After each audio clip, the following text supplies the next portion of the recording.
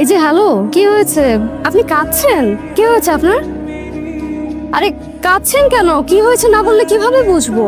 না ম্যাডাম, এমনিতেই। এমনিতেই কেউ কান্না করে? কি হয়েছে আমাকে বলেন, আমি তো আপনাকে কোনো হেল্পও করতে পারি। ম্যাডাম, আমি একজন পার্সেল ম্যান, ক্লায়েন্টকে খাবার পৌঁছে দিতে গেছিলাম। সে আমার সাথে যাতা ব্যবহার করছে। কেন? উনি আমাকে বলতেছে এই খাবারটা নাকি বাসি, এটা নিয়ে নিতে পারবে না। এই খাবারটা রিসিভ করে নাই দেখে আজ জরিমানা সহ আমার সাইড থেকে 500 টাকা কাটা গেছে। এখন আমি কি করব? সারাদিন ম্যাডাম কষ্ট করে খেতে 1000 টাকার মতো জমাইতে পারি, 500 টাকা কেটে গেলে আমার কি হবে? কই দেখি খাবারটা দেখি। না না, আপনি তো নিজের ব্যাপারেই কনফিউজড, শুধু শুধু আরেকজনের দোষ দিচ্ছেন কেন? দেখি খাবারটা আমাকে দিন। খাবার তো একদম ঠিক আছে। আসলে আপনার সাথে যে এটা করেছে এটা তার পারিবারিক শিক্ষার অভাব। আপনি একটা কাজ করুন, এই খাবারটা আমি রেখে দিচ্ছি, আপনি এই টাকাটা রাখুন। না না, কি বলেন? আপনি কেন টাকা দিতে যাবেন? আর তাছাড়া এই খাবারটা আপনি কেন কিনবেন? এটা কি আপনি খাবেন? না না, খাবারটা আমি খাবো না, রাস্তায় কোনো পথ শিশুকে খাবারটা দিয়ে দিব। টাকাটা রাখুন।